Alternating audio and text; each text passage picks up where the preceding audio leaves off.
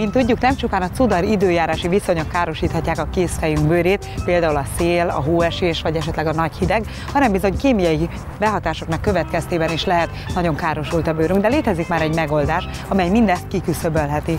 Mi is ez?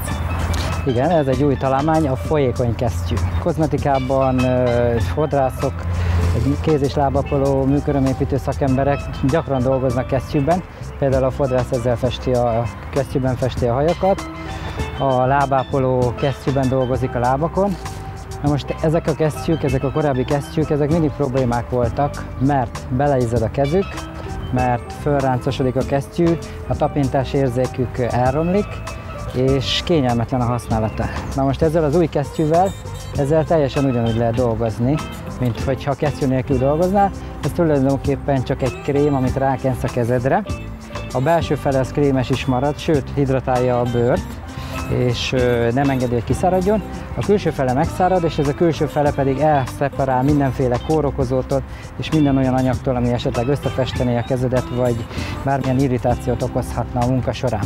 Hogyan húzom fel? Csupán tényleg bekenem egy krémmel a kezem, és ott van? Így van, bekened a kezed, vársz egy percet, megszárad a külső réteg, és elszeparálja a kezedet mindenféle dologtól. Ezt otthon is lehet használni.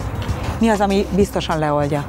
Ami biztosan leoldja, az a legegyszerűbb dolog a víz. Át kell nedvesíteni a kesztyűt, és aztán csap alatt ledörzsölni azokkal a koszoló és kórokozó anyagokkal együtt, amik rátapodtak a külső felületére. Amellett, hogy valamiféle kémiai behatásoktól véd, vagy hivatott védeni ez a láthatatlan kesztyű bennünket, legalábbis a két kézfejünket, ezen belül még ápolja is? Igen, ez, amit mondtam neked, hogy hidratál. A jobb minőségű kesztyűkben vannak ásványi anyagok és vitaminok, és ezzel táplálja a bőrünket. És otthon például, hogyha hajat festünk, vagy olyan munkát végzünk, ami nem vízzel kapcsolatos természetesen, akkor forgatjuk nyugodtan ezt az új folyékony kesztyűt.